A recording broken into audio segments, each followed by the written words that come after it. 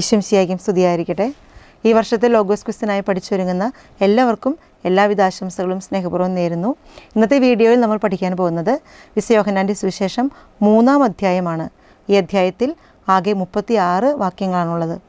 യഹൂദ പ്രമാണിയായ നിക്കോദെമോസ് യേശുക്രിസ്തുവിനെ കണ്ടുമുട്ടുന്നതും അവർ തമ്മിലുള്ള സംഭാഷണവുമാണ് ആദ്യ ഭാഗം. തുടർന്ന് സ്നാപക യോഹന്നാൻ്റെ ദൗത്യത്തെക്കുറിച്ചാണ് ഈ അധ്യായത്തിൽ പ്രതിപാദിക്കുന്നത്. നമുക്ക് ചോദ്യോത്തരങ്ങളിലേക്ക് പ്രവേശിക്കാം. ചോദ്യം 1. യോഹന്നാൻ്റെ സുവിശേഷത്തിലെ 3-ാം അധ്യായത്തിൽ എത്ര വാക്യങ്ങളുണ്ട്? ഉത്തരം 36. ചോദ്യം 2. 3-ാം അധ്യായത്തിലെ ആദ്യ തലക്കെട്ട് എന്താണ്? ഉത്തരം യേശുവും നിക്കോദെമോസും. ചോദ്യം 3. ഫരിസേയരിലെ ഏത് യഹൂദ പ്രമാണിയെക്കുറിച്ചാണ് യോഹന്നാൻ 3:1 പറയുന്നത്? ഉത്തരം നിക്കോദെമോസ്. ചോദ്യം 4. രാത്രിയിൽ യേശുവിൻ്റെ അടുത്ത് വന്ന യഹൂദ പ്രമാണി ആര്? ഉത്തരം നിക്കോദെമോസ്. ചോദ്യം 5. റബ്ബി, അങ്ങ് ദൈവത്തിൽ നിന്ന് വന്ന ഒരു ഗുരുവാണെന്ന് ഞങ്ങൾ അറിയുന്നു. ഇത് ആരുടെ വാക്കുകളാണ്? ഉത്തരം നിക്കോദെമോസ്. ചോദ്യം 6. ദൈവം കൂടെയില്ലെങ്കിൽ ഒരുവനും നീ ചെയ്യുന്ന ഈ ഡാഷ് പ്രവർത്തിക്കാൻ കഴിയുകയില്ല. ഉത്തരം അടയാളങ്ങൾ. ചോദ്യം 7. വീണ്ടും ജനിക്കുന്നില്ലെങ്കിൽ ഒരുവന് ദൈവരാജ്യം കാണാൻ കഴിയുകയില്ല. ബൈബിൾ വചനം ഏത്? ഉത്തരം യോഹന്നാൻ 3:3. ചോദ്യം 8. പ്രായമായ മനുഷ്യന് ഇത് എങ്ങനെ സാധിക്കും? ഏത്? ഉത്തരം വീണ്ടും ജനിക്കാൻ. ചോദ്യം 9. ഒരുവന് ദൈവരാജ്യം കാണാൻ കഴിയണമെങ്കിൽ എന്തു ചെയ്യണം? ഉത്തരം വീണ്ടും ജനിക്കണം. ചോദ്യം 10. യോഹന്നാൻ 3:5 എന്താണ്? ഉത്തരം സത്യം സത്യമായി ഞാൻ നിന്നോട് പറയുന്നു, ജലത്താലും ആത്മാവിനാലും ജനിക്കുന്നില്ലെങ്കിൽ ഒരുവനും ദൈവരാജ്യത്തിൽ പ്രവേശിക്കുക സാധ്യമല്ല. ചോദ്യം 11. നിക്കോദെമോസ് യോഹന്നാൻ 3:4 യേശുവിനോട് എത്ര ചോദ്യങ്ങൾ ചോദിക്കുന്നുണ്ട്? ഉത്തരം 2.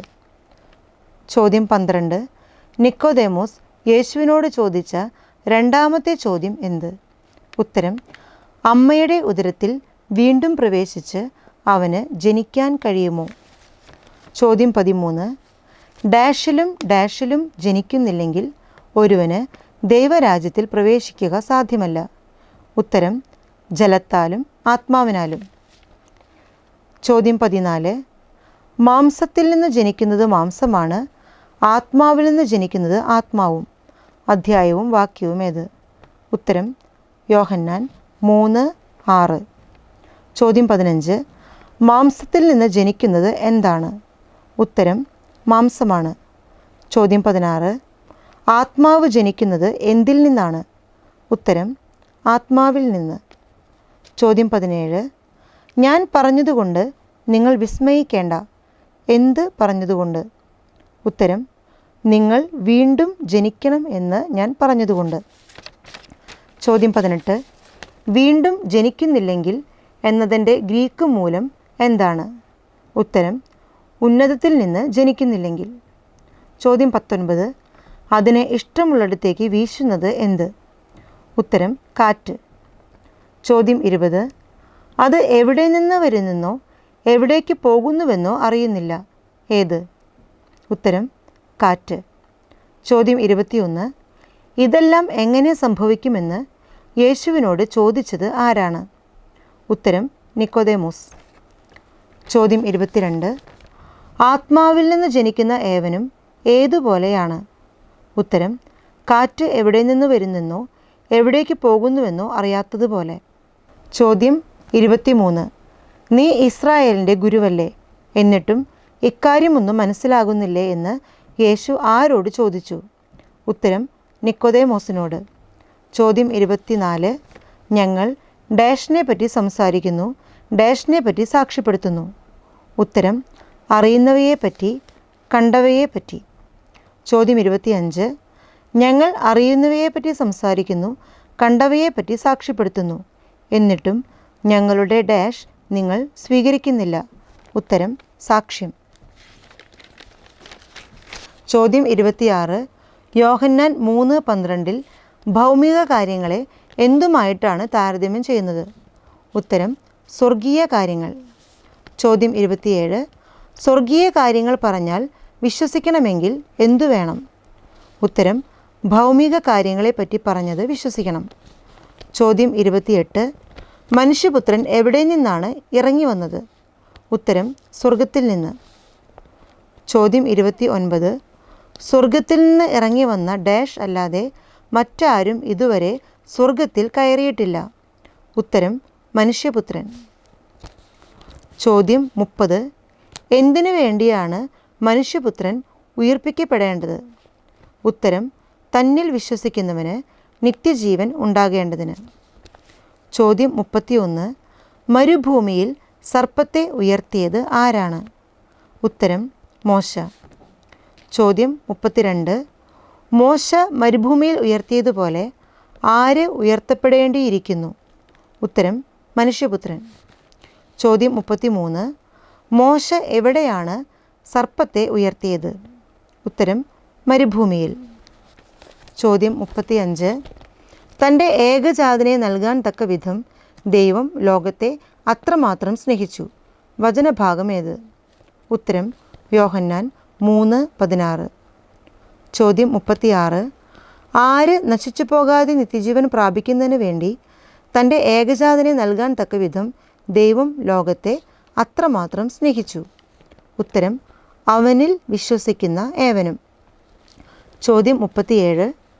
ദൈവം തൻ്റെ പുത്രനെ ലോകത്തിലേക്ക് അയച്ചത് ലോകത്തെ ശിക്ഷയ്ക്ക് വിധിക്കാനല്ല, പ്രത്യുത ഡാഷ്.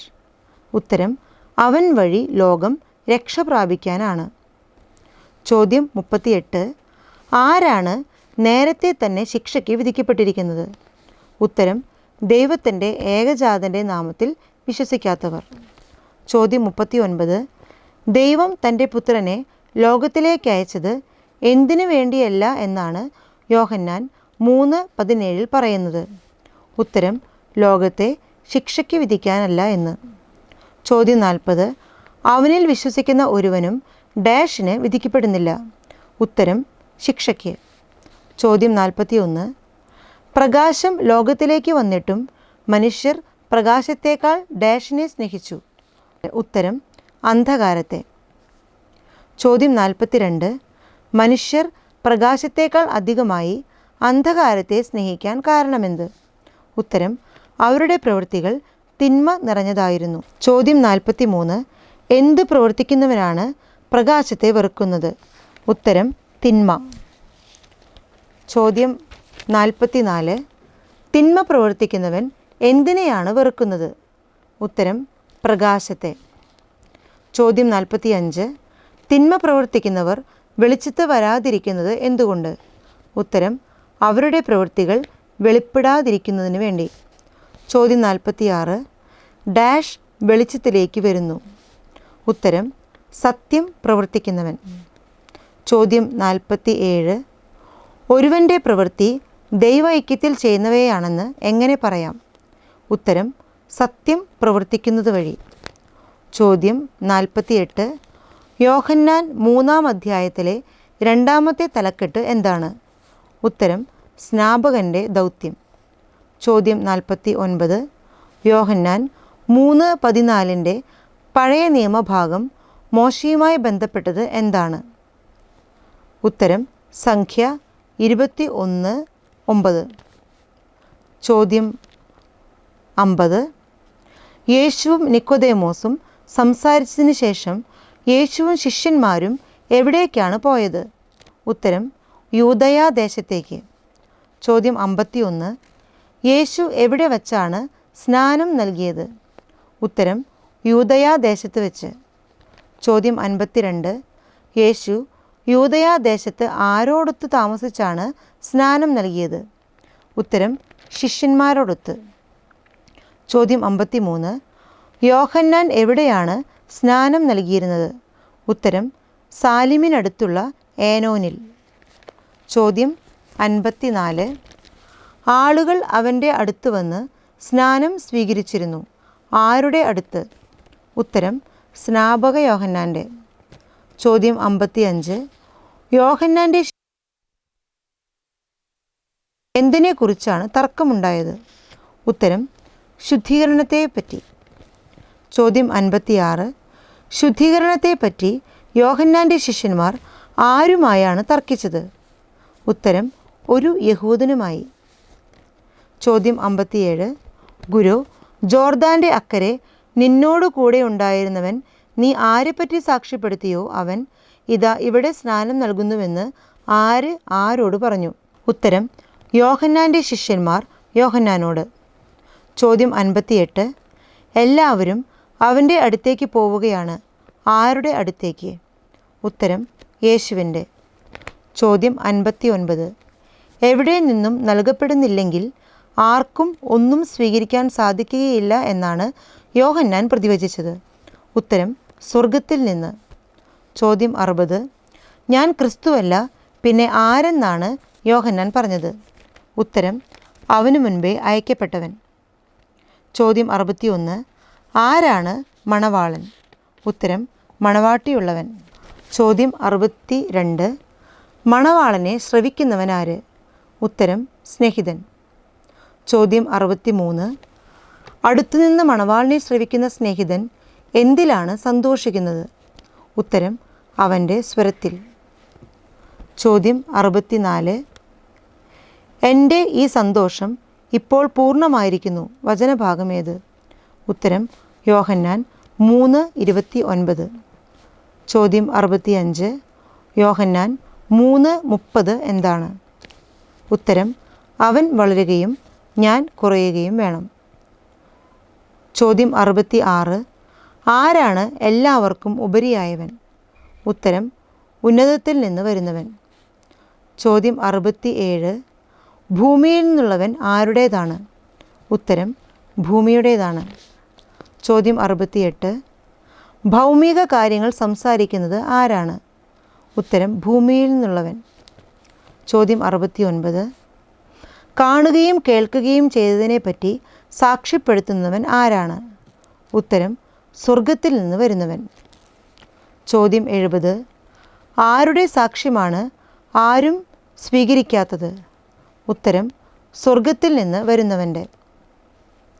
ചോദ്യം 71. സ്വർഗത്തിൽ നിന്ന് വരുന്നവൻ്റെ സാക്ഷ്യം സ്വീകരിക്കുന്നവൻ മുദ്ര വയ്ക്കുന്നത് എന്താണ്? ഉത്തരം ദൈവം സത്യവാനാണ് എന്ന്.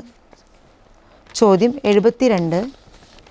ദൈവം അയച്ചവൻ ആരുടെ വാക്കുകൾ സംസാരിക്കുന്നു?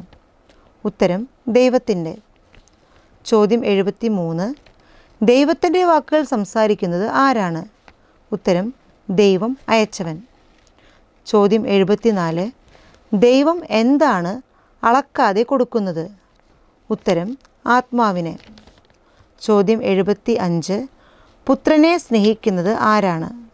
ഉത്തരം പിതാവ്. ചോദ്യം 76. എല്ലാം ആരുടെ കൈകളിലാണ് പിതാവ് ഏൽപ്പിച്ചിരിക്കുന്നത്? ഉത്തരം പുത്രൻ്റെ. ചോദ്യം 77.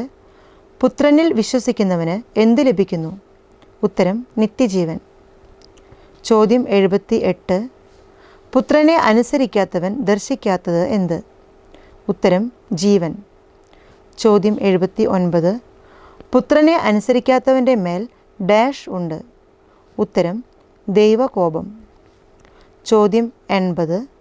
യോഹന്നാൻ 3:5 ജലത്താലും ആത്മാവിനാലും ജനിക്കുന്നില്ലെങ്കിൽ ഒരുവനും ദൈവരാജ്യത്തിൽ പ്രവേശിക്കുക സാധ്യമല്ല എന്ന വചനത്തിന് സമാനമായ പഴയ നിയമ വചനമേത്?